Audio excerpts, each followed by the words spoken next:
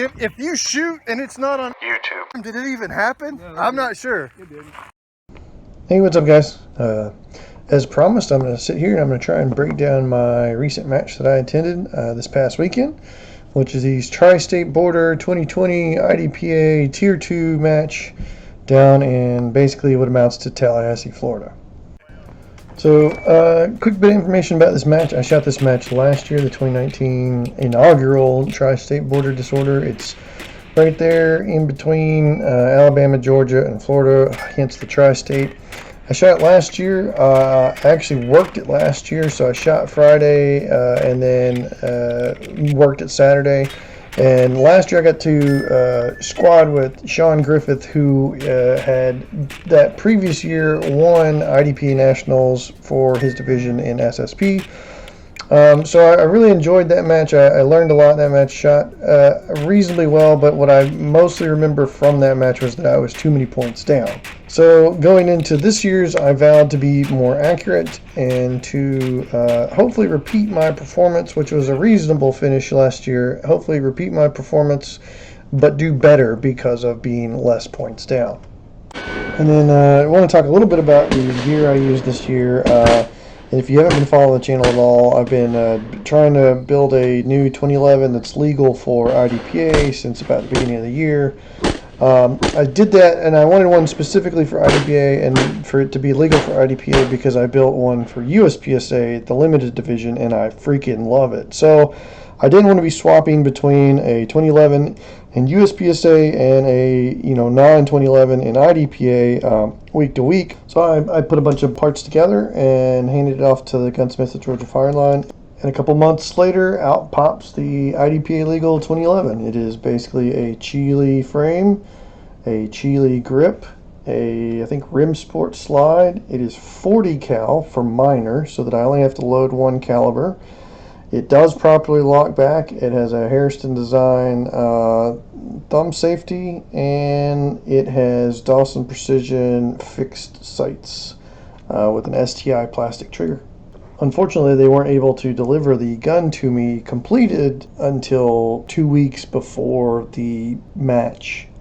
So I had maybe 300 rounds on the gun total. Took it down to Tri-State to shoot it to see how it'd go. Stage 0, start stage. Still not a fan of start stages, but they're kind of being the norm now in IDPA, so they are what they are. This one is just 6 in the mag, 6 to the tuxedo, reload, 6 to the far target, and it's really, far target's kind of relative. It's only about maybe 10 yards away. Not a cold morning, but coming out cold, wanted to make sure I was 0 down. One of the things I did notice is that the SO was fast beeping everybody, and if you don't know what that means they go, shoot, are you ready, stand by, beep, and there's no delay between stand by and beep. And that was a little annoying. You might notice it also in stage 1, which he is also the SO. But it is what it is. I just tried to notice it and tried to accommodate for it. But as far as the stage went, I probably got away with 1 point down on the far target.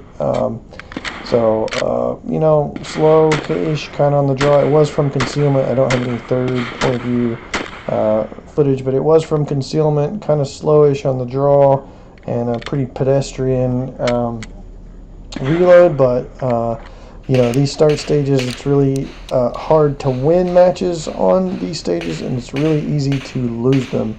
And given my goal of trying to shoot more accurately for this year's Tri-State, I really wanted to be 0 down, so I didn't push it. And I ended up with essentially the same raw time as I did have last year for this same stage, because it was the same start stage as last year. So moving on. Okay, stage 1, which is really the first real stage of the day. Of course, we start with the, one of the stages that has 2 activators and drop turner and a bobber and all kinds of stuff. Again, one of the things I was focusing on here is not giving up points down. The majority of our time in the walkthrough was spent working out which side to hit in the back, whether you go left first or right first for the up down or for the bobber. So what that did not leave me a lot of time for is spending time up on the beginning of the stage, but the one thing I was paying attention to for the beginning of the stage was the sheer amount of hard cover that was up in all of those targets, and I'm not sure any of those targets were wide open. So kind of not being cold, but still warming up. I got way too hard a sight picture on every target on this first stage. You can see it looks pretty stilted. My shooting's a little stilted and slow. I'm pretty sure I was looking at every target before I left the position, which also cost me some time.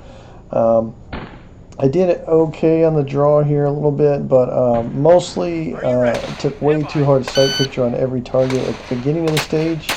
And then as I hit the back part, the last two positions, you see a bit of a hesitation before I fire the steel, and that's actually being caused by me overrunning the fault line.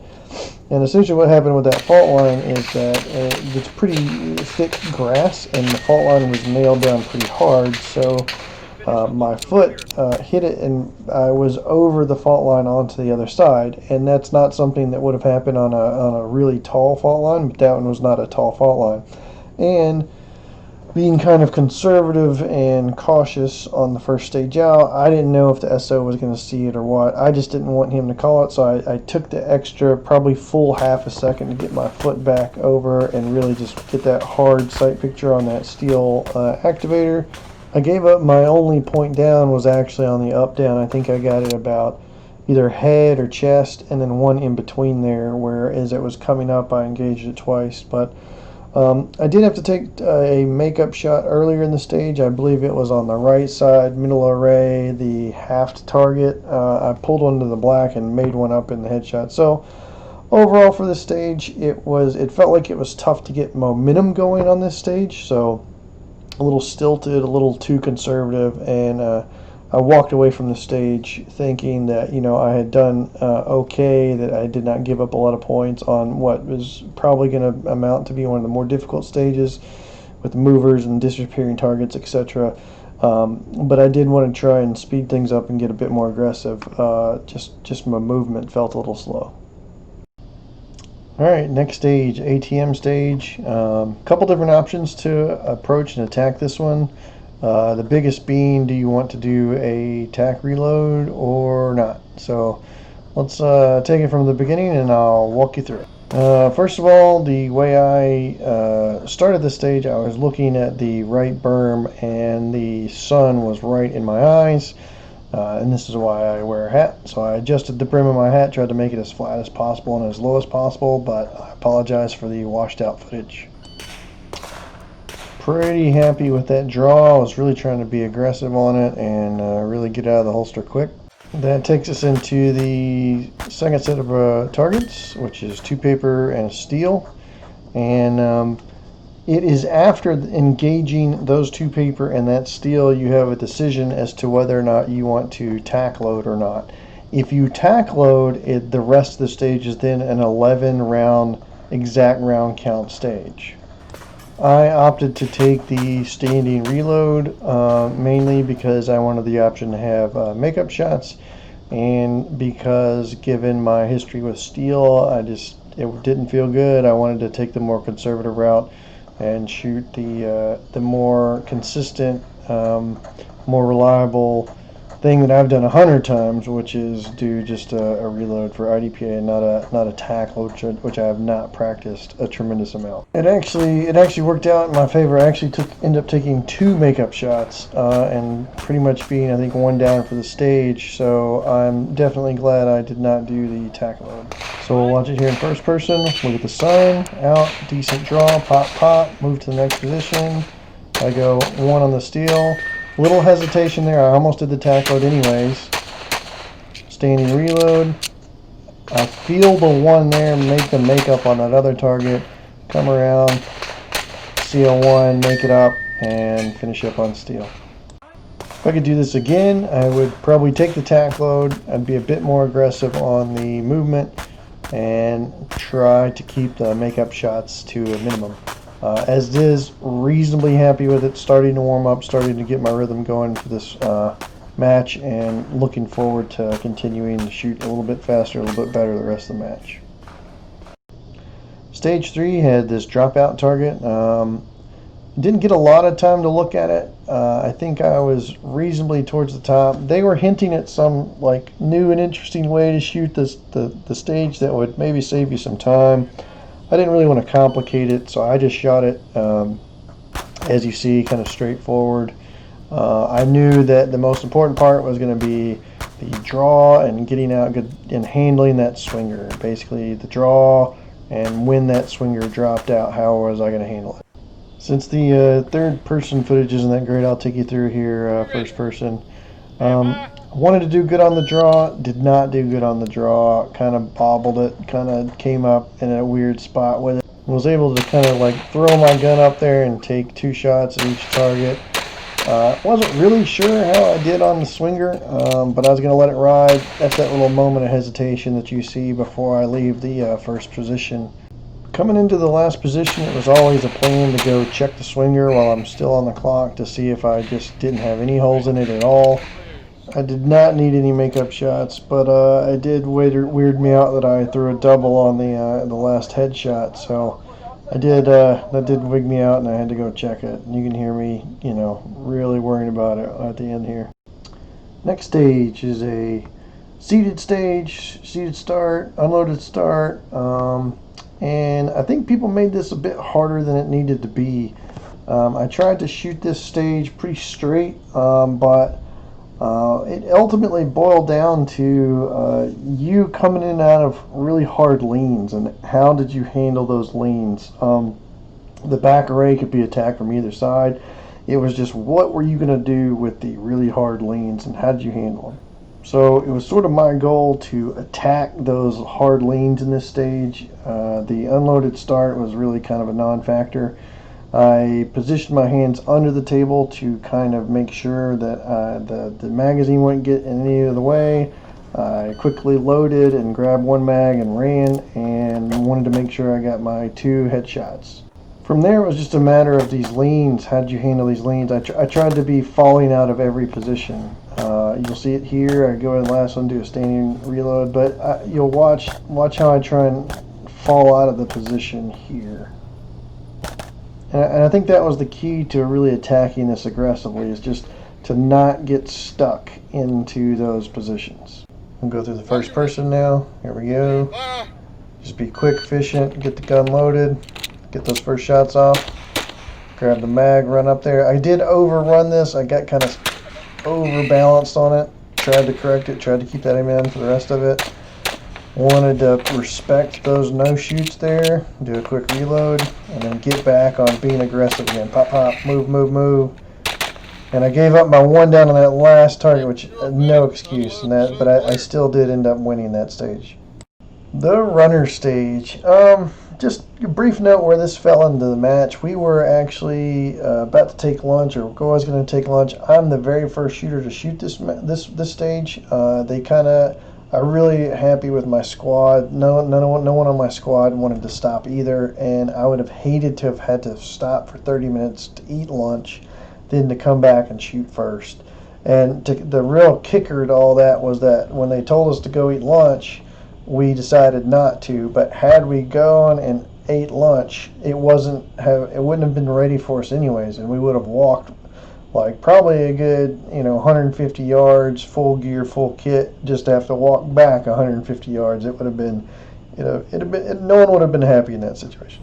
Now the actual stage itself, probably not a legal IDPA stage. You can't call out a hit and then activate it, but I don't think any of us were really going to complain about it. But that's just a note. As far as that, actually shooting it, there was just discussion really ultimately about dumping rounds or not dumping rounds, and doing a tack load into the final position after shooting the runner or not. I opted to take, again, the more conservative route, go ahead and dump into the runner, and I think it worked out for me pretty well. If I could shoot this again, I would shoot it the same way, but I would just be more aggressive on getting shots off on the runner. I think you can probably get all 4 shots off before it's even halfway across the whole track. All right, first person mode, here we go. Pretty decent draw, pretty quick shots here. Maybe could go a little faster. Hard lean here. Didn't want to miss the steal. Pulled one low. Had to make the at least one makeup shot, and then as per the plan, dump the fourth one. Do a reload. Another makeup, a one. Headshot. Don't miss. Finish up. Mop it up. Could have shot it faster. Didn't shoot it bad. Didn't end up too bad off of it. Next stage. Of all the stages that I shot today, I'm actually most proud of this one. Even though I did not win this stage, I won 3 other stages. I took stage 1 on 3 other stages. I am still most proud of this stage. I felt like I executed the tightest. I was pulling the trigger as soon as the sight picture was on the 0. I didn't have any hesitation. And I was just fully warmed up. This was like our 5th stage. I was ready to go. I was ready to rock. This is peak performance of this whole match is probably right here for me. The only other thing worth mentioning about this stage, besides how I did on it, was just a little bit of strategy on it. If you engage 2 on the right and then the other 2 on the left, and then you got the distance one on the left, then you could leave on the left as everything had been engaged on the left. That's what nearly everyone in the squad did, because you were not allowed to leave on the right, as you would be deemed out of cover for the far target on the right. So that's why I crossed over to the other side, and that's what most people in the squad did. All right, let's go through the real time. Smoke and draw, my best draw all day. Nothing to say here. Pulling trigger as soon as I'm lined up. Doing a reload, trying to hustle. 1 for 1 on steal. Finish it up. One other little bit of a strategy here was where you stood here. I stood back and to the left to where I could still see those targets, but my transition was real easy to those. And then just a little bit of a lean out there, and there they go, they open up. And it's just execution from here. Just don't miss steal. Finish it up. Next stage. Quick strategy discussion here real quick. Basically, you got to pick a side and you would go to 11. Whichever side you picked, you had 2 shots at the steal, which would be 10 and 11. Then you would go to the other side and you would be able to re-engage the steal if you missed it. That is why I picked going left first, because I wanted to do a reload moving right as a right-handed shooter. And then I figured if I needed makeup shots on steal, and it was pretty far, it was like 20 yards out there. If I needed makeup shots on steal, I would be from a strong side position and be able to make those shots more easily at that point on a makeup perspective. Unfortunately, a couple things went wrong here with this run. Mostly my draw was like super trash right here. I got hung up in my shirt. The safety I felt like I almost bumped it off. I really didn't want to ND and DQ, so that gave me quite a bit of pause at the beginning. Once I got going and I got shooting, I actually went 1 for 1 on steal, and then that proceeds to the second screw up on this stage, which was the reload.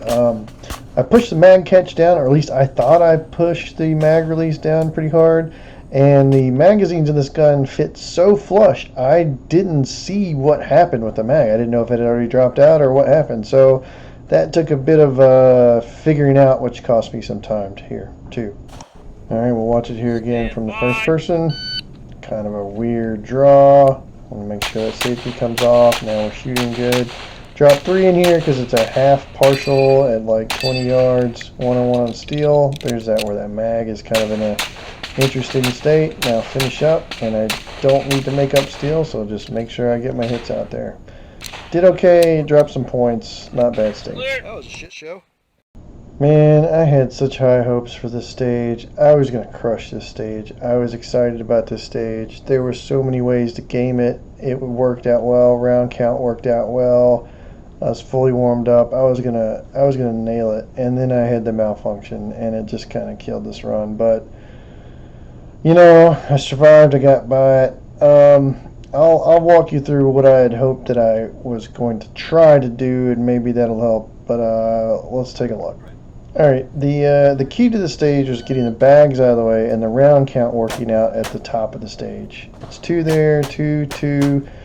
and then drop the rest in here, do a reload, and do not stop at this second position. Watch how I just kind of breeze right through it. So that was how I was excited. I was going to attack it, I was going to be aggressive at it, and I was going to crush it. Here's the malfunction. The malfunction actually occurred when I was trying to do a makeup shot after leaving that position. It could have affected me there, or it could have affected me once I got to the last position. I'm not sure it would have made much of a difference, but I did have to sit there and fix it, and that's what cost me some time there. Alright, first person, here we go. I think I dropped one here. Doing pretty good. Watch those non-threats though. And then these splits. Oh, those were nice. A little slow on the reload, but into a tux. Pretty happy with that. And then disaster. I actually had to move it to my other hand and like hammer the back out of it, whatever. And then I was like, oh man, whatever. I'm just gonna take more shots. That made me go dry. I don't know. It's just kind of a blur from there, but came out okay, I guess. Cost me about 6 seconds. Not the best. Could have been much worse, I guess. Little disappointed. Might have cost me the overall win. I don't know. It is what it is. It's my own fault. It's my own ammo. What can you say?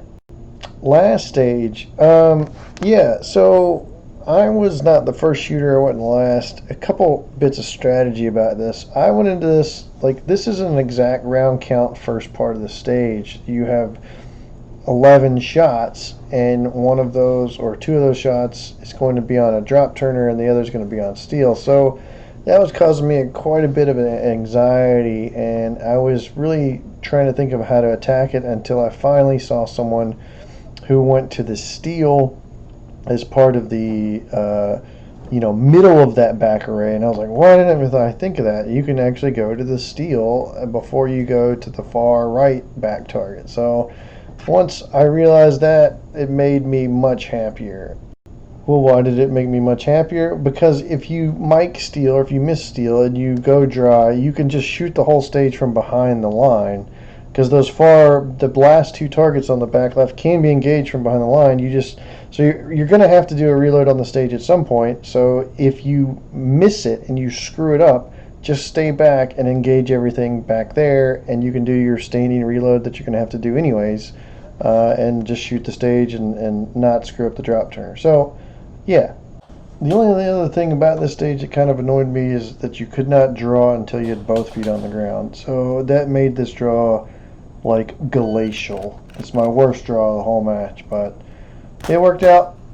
Somehow I still won the stage, which I don't really understand. I think it's because I shot it clean, but I could have easily shaved off like 2 more full seconds on that draw.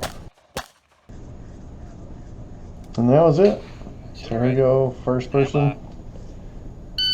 Quickly get out of the van, get both feet, bottle the draw, headshot, 0-0. Comes out. I mean, if you don't panic, it really wasn't that bad. Just shoot it straight. And that was it. That was the last stage of the match. That's it, guys. I ended up winning the division. I thought I was going to be shooting against 3 other ESP Masters all day. I shot the whole day like as if I was racing them. I had no idea that they didn't show up. So kind of happy about that. Kind of worked on my mental toughness, I guess, even without realizing it. But yeah, I mean, the best shooters of the whole day were in my squad, so I just raced them the whole day and tried to stay on top of it. Really enjoyed the match. We had cloud cover for most of the day. That kept the heat down. Last shout out to Georgia Fireline, get me the gun ready and up and ready to go to the match. Appreciate them doing some last minute work on it. And just had a fun time. Got to get out there, got to shoot an outdoor match, first sanction match. Thanks for watching, guys. I got a number of major matches coming up, and I can do this again. If you enjoyed it, give me a thumbs up, like button if you enjoyed this content, and I will try and do a breakdown for every match, because I think it's kind of neat. I wish more people would do this kind of thing. It gives you kind of a peek behind the curtain, because the shooting is such a small part of the sport. There's so much that goes on and everything else. So I like doing these videos. I hope you enjoyed them. If not, sorry. If so, I'll keep them coming. So thanks, guys. Appreciate it.